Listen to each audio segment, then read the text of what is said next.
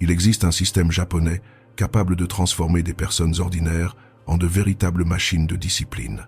Et le plus beau dans tout cela, c'est que ce système est si simple à appliquer qu'il semble presque inefficace jusqu'à ce qu'il commence réellement à produire des résultats. Êtes-vous quelqu'un qui cherche plus de discipline dans sa vie? Voulez-vous réviser pour un examen, lancer une nouvelle entreprise ou participer à une compétition pour tester vos limites physiques? Quelle que soit votre raison, la discipline est le lien qui vous connecte à votre objectif. Les personnes indisciplinées passent leur vie entière à rêver, mais n'accomplissent rien. Vous connaissez probablement quelqu'un qui commence un nouveau travail et démissionne en moins de 3 mois, qui ne peut pas maintenir une relation durable ou qui abandonne tout projet après seulement quelques semaines. On dirait que quelque chose est cassé à l'intérieur, empêchant cette personne de persévérer. Au Japon, il existe un système qui a le pouvoir de changer ce type de profil, transformant l'indiscipliné et le désorganisé en une personne constante et rigoureuse. Ce système n'implique pas de changements radicaux. Il parle de petits mouvements qui font une grande différence avec le temps. Ces mouvements microscopiques, lorsqu'ils sont maintenus sans arrêt, créent quelque chose qu'aucune motivation explosive ne peut égaler. Ce système unit 2 concepts, Shitsuke et Gaman. 2 concepts qui, une fois combinés, transforment l'incohérence chronique en une constance inébranlable. Le Shitsuke est l'art de créer des systèmes si simples qu'il est impossible d'échouer. Le Gaman est la force intérieure pour continuer quand tout fait mal. Seuls, ils sont puissants. Ensemble, ils reconstruisent les hommes. Mais il y a un prix à payer. Vous devrez commencer si petit que vous pourriez en avoir honte, si petit que les gens pourraient se moquer de vous. Et vous devrez continuer quand chaque cellule de votre corps vous criera d'abandonner. Avant de passer à la vidéo, abonnez-vous à la chaîne, laissez un j'aime et commentez le domaine de votre vie où vous avez besoin de constance en ce moment. Et si vous appréciez notre contenu, je vous invite à devenir membre pour nous soutenir. Merci à tous. Revenons à la vidéo. Chapitre 1. Le fond du gouffre. L'histoire que je vais vous raconter commence dans un minuscule appartement de Détroit. Un homme nommé William, 30 ans, est assis par terre avec une lettre de démission entre les mains. Sa 4e démission en 2 ans. William n'était pas stupide. Il n'était pas paresseux au sens traditionnel du terme. Mais il avait un problème dévastateur. Il ne pouvait tout simplement rien tenir sur la durée. Dès que quelque chose demandait de la constance pendant plus de quelques semaines, il craquait. Il commençait un nouveau travail avec enthousiasme. La première semaine, il était l'employé modèle. La 2e semaine, il commençait à arriver en retard. À la 3e semaine, il était déjà absent. À la 4e semaine, il était licencié ou démissionnait de lui-même. Le schéma se répétait sans fin. Il avait essayé de s'entraîner pour un marathon 3 fois. Première tentative, 2 jours de course, abandon. 2e tentative, 1 semaine. 3e tentative, il n'a même pas vraiment commencé. Il a juste acheté des chaussures neuves qu'il a laissées dans leur boîte. Sa petite amie l'avait quitté 6 mois auparavant. Elle lui avait dit « William, la raison pour laquelle tu ne finis jamais rien, c'est que tu n'es même pas capable de mener une conversation difficile jusqu'au bout. » Cette nuit-là, assis sur le sol de cet appartement misérable, William a regardé sa propre vie et a vu un schéma terrifiant. 30 ans, 0 accomplissement, rien de terminé, rien de construit, rien qui n'ait duré plus de quelques semaines. Il avait 847 $ sur son compte. Son loyer était en retard et une vérité brutale le frappait de plein fouet. Il était le problème. William a passé toute la nuit éveillé à faire des recherches sur une chose. Comment pensent les gens disciplinés? Il ne voulait plus de motivation. Il avait déjà essayé la motivation 1000 fois. Il voulait comprendre comment fonctionnait le cerveau de quelqu'un qui termine réellement les choses. C'est alors qu'il est tombé sur un article concernant les usines japonaises, sur un système appelé 5S et sur le dernier pilier, Shitsuke, la discipline qui se perpétue d'elle-même. L'article décrivait comment les travailleurs des usines Toyota suivaient les mêmes processus depuis des décennies sans jamais faillir. William a lu cela et a pensé « C'est impossible, personne ne fait la même chose pendant des décennies sans se lasser. » Mais il a continué à lire et a découvert quelque chose qui a tout changé. Ces travailleurs n'étaient pas des surhommes. Ils avaient créé des environnements où faire la bonne chose était plus facile que de faire la mauvaise. Ils n'utilisaient pas la volonté, ils utilisaient la conception de leur environnement. William a réalisé une chose brutale sur lui-même. Il se réveillait chaque jour en menant une guerre interne géante. Dois-je me lever ou rester 10 minutes de plus? Dois-je aller travailler ou me porter pâle? Dois-je m'entraîner ou laisser ça pour demain? Chaque décision consommait de l'énergie. et il perdait toujours parce qu'il utilisait sa volonté pour lutter contre un environnement conçu pour le faire échouer. On peut trouver fou qu'une personne commence sa journée en négociant autant avec elle-même, mais soyez-en sûrs, cela arrive plus souvent qu'on ne l'imagine. Mais ce qui a le plus attiré son attention, c'est un autre concept, le gammon, la capacité japonaise à endurer l'inconfort sans se plaindre, à continuer quand tout fait mal. William a lu qu'au Japon, on apprend aux enfants que l'inconfort n'est pas une urgence, que l'on peut ressentir de la douleur et continuer, et que les mauvais sentiments ne nous contrôlent pas. Il a réalisé qu'il avait passé 30 ans à faire l'opposé. Chaque petit inconfort était une excuse pour arrêter. Il fait froid? Ne t'entraîne pas. Tu es fatigué? Saute le travail. La conversation est inconfortable? Fuis. Cette nuit-là, avec 847 $ en poche et aucune perspective, William a pris une décision. Il allait utiliser ce système pour reconstruire sa vie à partir de zéro. Mais cette fois, différemment. William avait toujours rêvé d'avoir sa propre entreprise, non pas pour être riche, mais parce qu'il ne supportait pas les patrons. Il pensait toujours savoir faire mieux, il était toujours en conflit. Il avait une âme d'entrepreneur piégée dans un corps indiscipliné. Chaque fois qu'il pensait à créer une société, son esprit créait un film géant. Bureaux, employés, investissements élevés, plans d'affaires complexes. Et chaque fois, il se figeait. Trop grand, trop effrayant, trop impossible. Mais maintenant, en lisant sur le Shitsuke, il comprenait son erreur. Il essayait de commencer trop grand, et les grands débuts demandent une dose de discipline qu'il n'avait tout simplement pas. William a décidé de commencer si petit que c'en était presque embarrassant. Il voulait créer une entreprise de conseil. Mais au lieu d'essayer de décrocher de gros clients, il a décidé de faire quelque chose de ridiculement simple, envoyer 5 emails à des clients potentiels chaque jour. Pas 10, pas 20, juste 5. Si petit qu'il n'y avait aucune excuse pour ne pas le faire.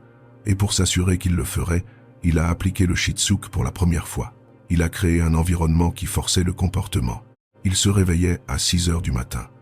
La première chose qu'il faisait était d'ouvrir l'ordinateur portable qu'il laissait sur la table de la cuisine avec son dossier de contact déjà ouvert. Un café à côté de lui. Rien d'autre sur la table. Pas de distraction, pas d'option. S'asseoir, ouvrir l'ordinateur, regarder la liste de contacts, envoyer 5 emails. Le système était si simple qu'il semblait idiot, mais c'était précisément le but. Le premier jour, William a envoyé les 5 emails. Cela lui a pris 20 minutes. Quand il a fini, il ne se sentait pas spécialement motivé, mais il avait un sentiment d'accomplissement. Il avait dit qu'il le ferait, et il l'avait fait. Le deuxième jour, il s'est réveillé, et son esprit a commencé à négocier. Tu l'as fait hier, tu peux sauter aujourd'hui. 5 emails ne vont rien changer de toute façon. C'était le test, la première négociation mentale. William s'est souvenu du gamin. L'inconfort n'est pas une urgence. Il n'avait pas envie d'envoyer les emails, mais n'en avoir pas envie n'était pas une raison suffisante pour arrêter. Il s'est assis. Il a ouvert son ordinateur. Il a envoyé les 5 emails. Son esprit résistait à chaque mot tapé, mais il l'a fait.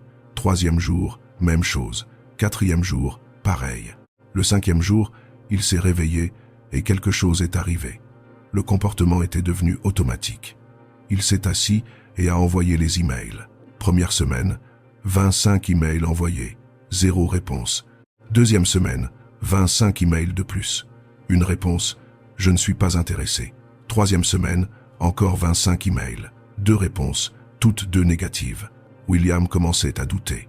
Ça ne marche pas, je perds mon temps. La voix de la démission, cette vieille voix familière, commençait à crier.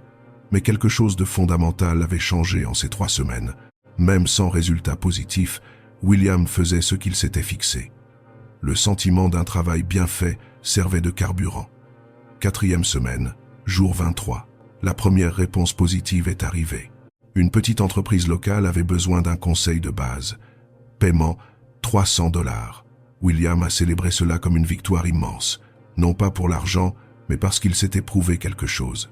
La constance fonctionne. On ne voit pas les résultats le premier, le deuxième ou le 10e jour, mais si on ne s'arrête pas, il finit par se passer quelque chose. Il a fait le travail. Le client était satisfait. Il a demandé une recommandation. Le client a recommandé ses services à quelqu'un d'autre. William envoyait 5 emails chaque jour et s'occupait des clients qui se manifestaient. À la 6e semaine, il avait 2 clients actifs. À la 8e semaine, 4 clients. À la 10e semaine, 7 clients. Et il a dû arrêter d'envoyer des emails car il n'avait plus de temps. En 3 mois, William gagnait plus qu'il n'avait jamais gagné dans n'importe quel emploi salarié. Non pas parce qu'il avait créé quelque chose de révolutionnaire, mais parce qu'il avait fait une chose simple de manière constante. Mais alors, le premier véritable obstacle est apparu, car les obstacles existeront toujours. Chapitre 2. Le premier obstacle. Au 4e mois, l'un des clients principaux a annulé le contrat sans prévenir, sans explication. William a perdu 40% de ses revenus du jour au lendemain. Sa vieille mentalité a immédiatement crié « Tu vois, ça ne marche pas, tu aurais dû rester salarié, l'entrepreneuriat n'est pas pour toi. » Mais William avait construit quelque chose durant ces dernières semaines qu'il n'avait jamais eu auparavant. Ce n'était pas une confiance aveugle, mais des preuves réelles. Il avait envoyé les emails pendant 3 mois et cela avait fonctionné. Les données ne mentaient pas. Au lieu de paniquer, il est revenu au système. Il a augmenté ses emails de 5 à 10 par jour, car il savait que la constance était la seule réponse. 2 semaines plus tard, 3 nouveaux clients sont arrivés. 1 mois plus tard, ses revenus étaient plus élevés qu'avant. L'obstacle qui semblait insurmontable n'était qu'un test. Et William a appris une leçon cruciale. Les obstacles ne s'arrêtent jamais. Ils apparaissent constamment. Les clients annulent, les projets échouent, les chiffres ne correspondent pas. Mais la persévérance conquiert tout. Si vous ne vous arrêtez pas, vous passerez au travers. Comprenez bien ceci, il y aura toujours des obstacles. La différence est que les problèmes changent selon la phase où vous vous trouvez, mais ils ne cesseront jamais d'exister. Apprenez donc à traiter avec eux en maintenant la constance dans vos actions. Rappelez-vous que tout est temporaire, tant les bonnes que les mauvaises choses. Son entreprise étant stabilisée, William a décidé d'attaquer le deuxième démon de sa vie, son corps.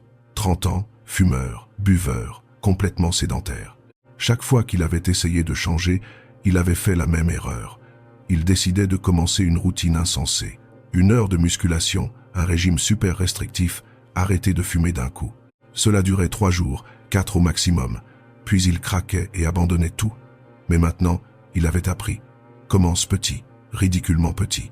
William a décidé de courir. Pas un marathon, pas même 5 kilomètres, juste courir. Premier objectif, 400 mètres chaque jour pendant 30 jours, pas même 1 kilomètre, juste 400 mètres. Un tour du pâté de maison. Les gens pensaient que c'était pathétique. Ma grand-mère fait mieux que ça. Parfait. Plus c'est ridicule, mieux c'est, car le ridicule est facile, et la facilité est ce qu'il pouvait maintenir à ce moment-là. Il peut sembler ridicule de commencer si petit, mais 1 sera toujours plus grand que 0. Il vaut mieux commencer par courir 400 mètres par jour que de ne jamais commencer du tout. Premier jour de course, William a mis ses chaussures. Son corps pesait lourd, ses poumons étaient faibles. Il est sorti dans la rue à 6h30 du matin. Il a couru 400 mètres. Il a failli mourir. Il est rentré chez lui essoufflé, mais il l'avait fait. Deuxième jour, son corps était courbaturé. Ses jambes se plaignaient. Son esprit disait « Hier, tu as prouvé que tu pouvais le faire. Aujourd'hui, tu peux te reposer. » Le gamin est intervenu. L'inconfort n'est pas une urgence. Il a attaché ses lacets. Il a couru les 400 mètres. 3e jour, la pluie. C'était le vrai test. La pluie avait toujours été son excuse préférée pour ne rien faire. William a regardé par la fenêtre, la chaleur à l'intérieur, le froid à l'extérieur. Et puis il s'est souvenu de ce qu'il avait lu sur les moines zen. Il médite sous la pluie, dans le froid ou la chaleur, parce que la pratique ne se négocie pas avec la météo. William a mis un manteau. Il a couru sous la pluie, 400 mètres, mouillé, gelé, misérable. Quand il est rentré, il était certain qu'il devenait une personne différente. Première semaine, 7 jours consécutifs, 2800 mètres au total. Rien d'impressionnant, mais William n'essayait d'impressionner personne. Deuxième semaine, 7 jours de plus. Le corps commençait à s'adapter. Troisième semaine, pour la première fois, les 400 mètres n'étaient pas une torture, c'était juste normal. Quatrième semaine terminée. 30 jours consécutifs de 400 mètres. William n'avait pas perdu beaucoup de poids, il n'était pas encore en forme, mais il avait tenu un engagement physique pendant 1 mois entier. Au 2e mois, il est passé à 800 mètres, toujours petit, mais le double de son début, et son corps a tenu parce qu'il avait eu le temps de s'adapter. Au 3e mois, 1200 mètres. Au 4e mois, 2 km. Au 6e mois, 5 km. Les gens ont commencé à lui demander « Quand vas-tu courir un marathon ?» William répondait « Peu, être jamais. Je ne cours pas pour un marathon, je cours parce que c'est ce que je fais maintenant. Un chercheur en sciences du sport a découvert que le meilleur prédicteur du succès athlétique à long terme n'est pas l'intensité initiale, mais la fréquence des 90 premiers jours. Les personnes qui s'entraînent légèrement mais tous les jours ont 600% plus de chances de s'entraîner encore un an plus tard que celles qui commencent trop fort. Cela prouve que le secret n'est pas de commencer comme un athlète, mais de commencer en respectant ses propres limites.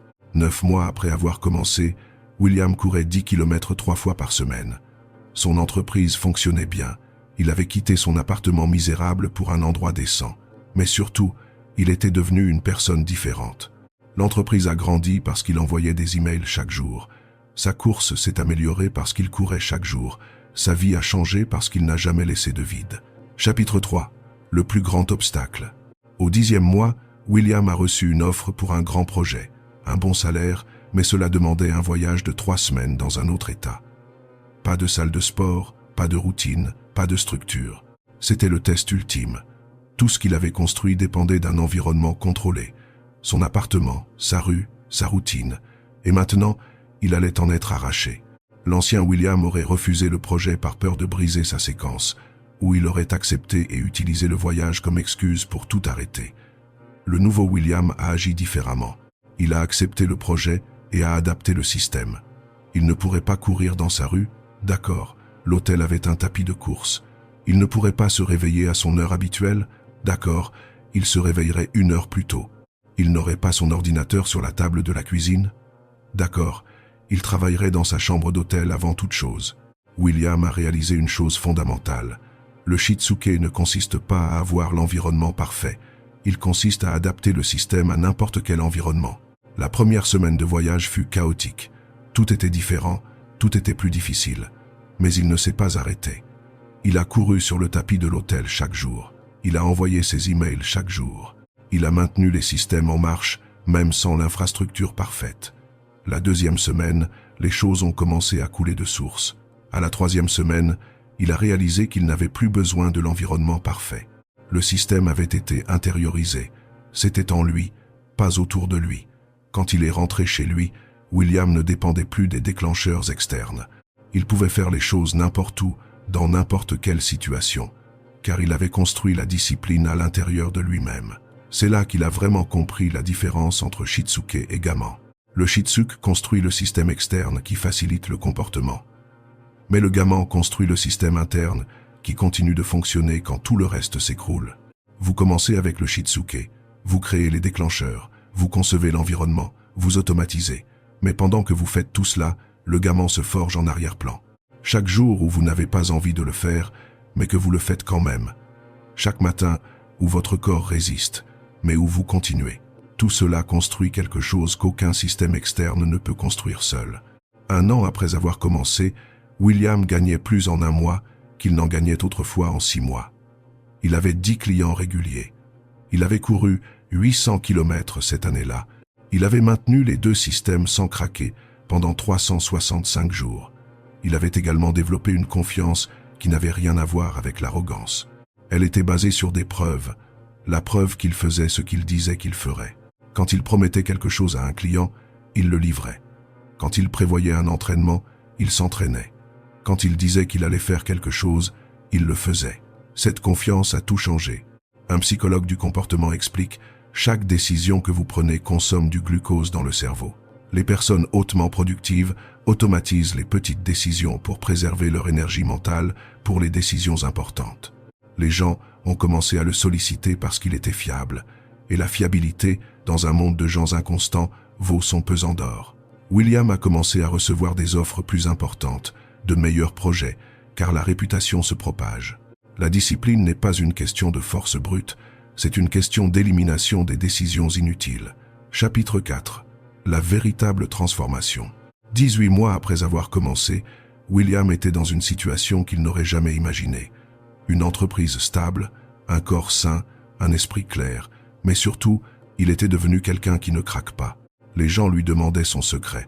Il répondait simplement « J'ai commencé si petit qu'il était impossible d'échouer. Je ne me suis jamais arrêté. » 5 emails par jour sont devenus une entreprise. 400 mètres par jour sont devenus 10 km. parce qu'il avait compris ce que la plupart des gens ne comprennent jamais. La grandeur ne vient pas d'actions grandioses, elle vient d'actions minuscules répétées jusqu'à ce qu'on ne puisse plus s'arrêter. William n'est pas devenu milliardaire, il n'a pas couru d'ultramarathon, il n'est pas devenu une célébrité, mais il a construit quelque chose de bien plus précieux. Il a construit une vie où il contrôle son propre destin, où il ne dépend pas d'un patron, où il n'est pas prisonnier de sa propre inconstance. William a également commencé à attirer des personnes différentes, des gens qui étaient sur le même chemin, qui comprenaient que la vraie croissance ne vient pas de bouffées de motivation, mais d'une constance irritante. Il a rencontré d'autres entrepreneurs qui se levaient tôt, d'autres coureurs qui s'entraînaient par tous les temps, des gens opérant au même niveau, et il a réalisé que lorsque vous changez automatiquement votre cercle social. Les personnes qui veulent des résultats rapides et faciles s'éloignent, celles qui comprennent le processus se rapprochent. William n'était plus seul, il est devenu sélectif, et cette sélectivité a créé un environnement qui favorisait la croissance au lieu de l'épuiser.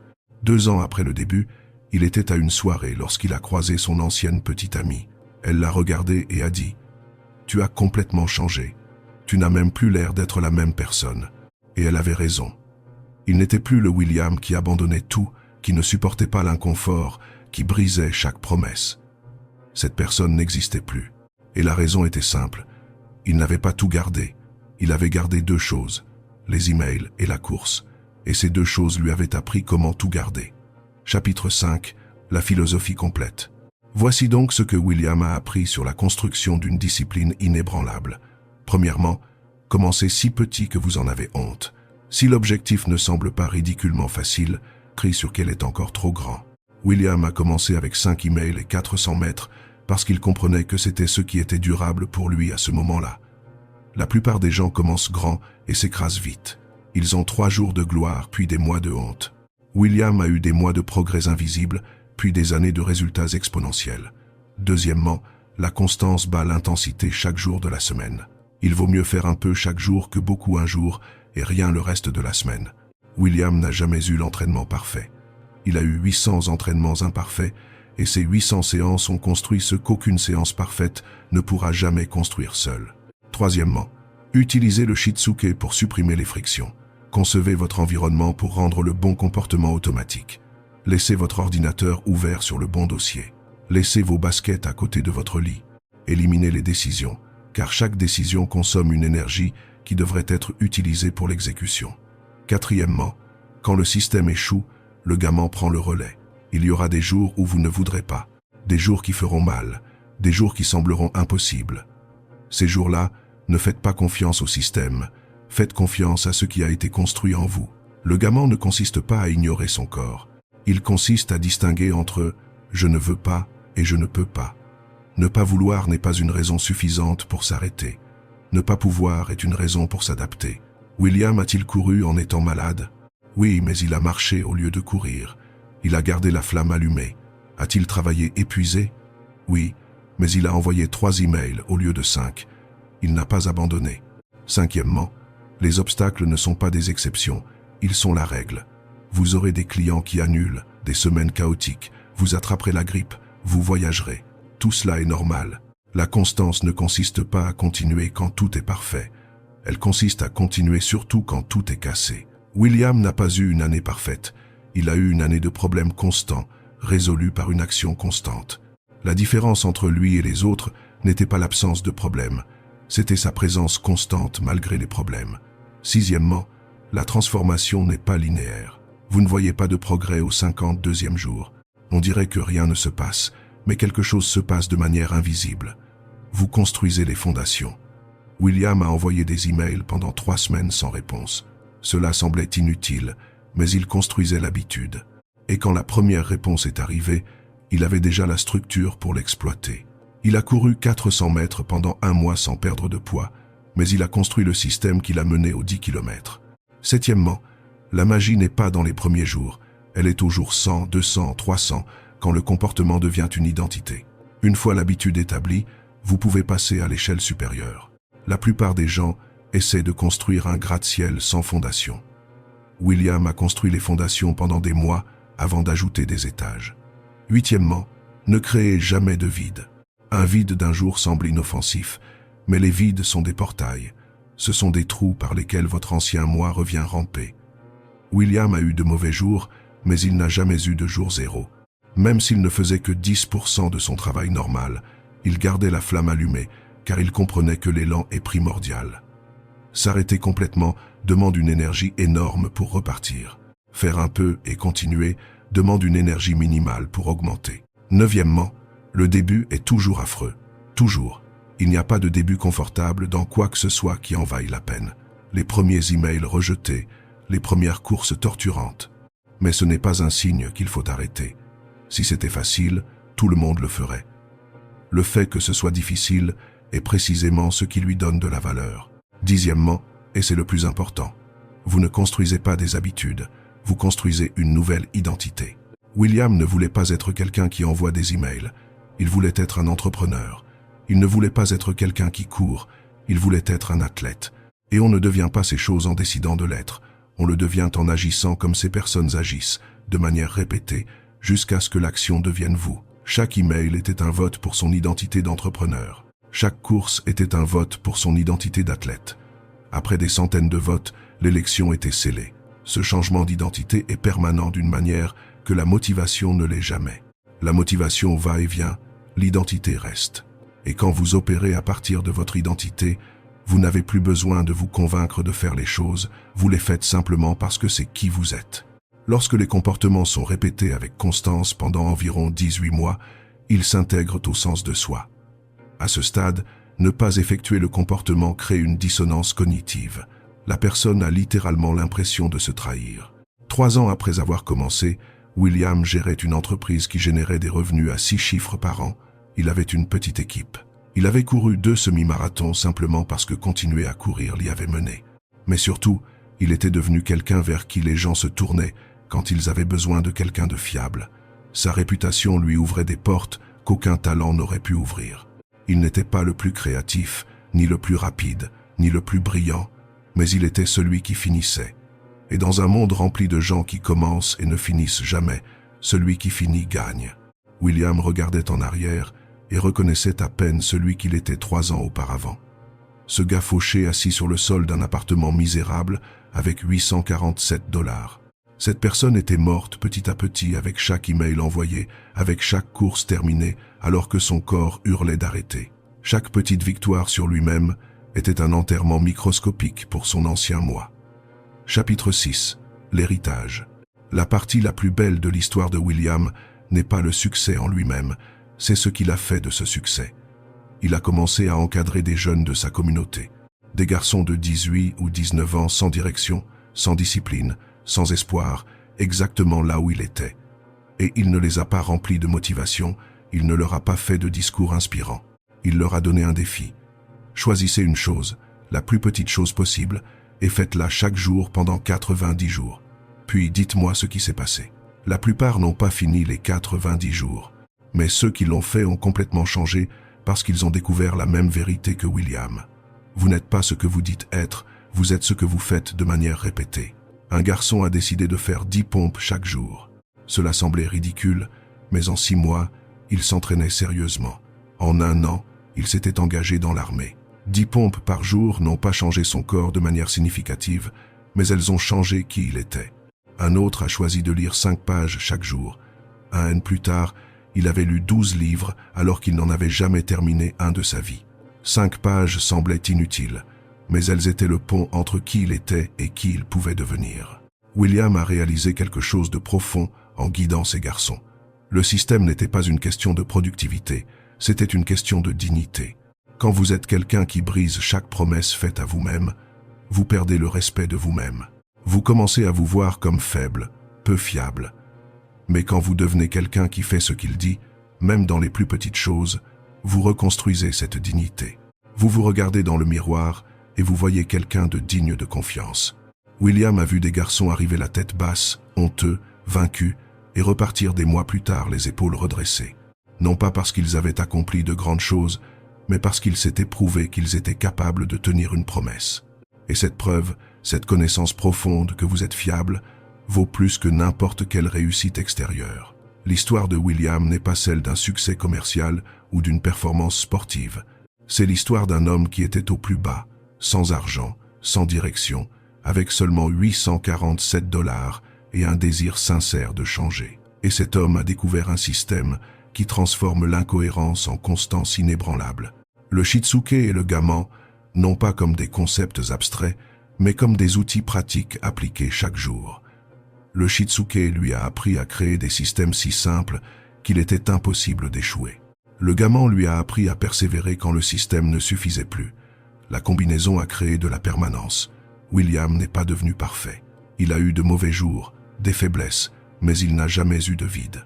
Et en l'absence de vide, dans la présence d'une constance irritante, sa vie a changé complètement. Ce que vous devez comprendre, c'est que ce n'est pas une exception, c'est un schéma. Le système fonctionne pour quiconque est prêt à commencer si petit que cela semble ridicule et à continuer si fidèlement que cela semble obsessionnel. Vous n'avez pas besoin d'être spécial, vous avez besoin d'être constant. Vous n'avez pas besoin de commencer grand, vous avez besoin de commencer petit.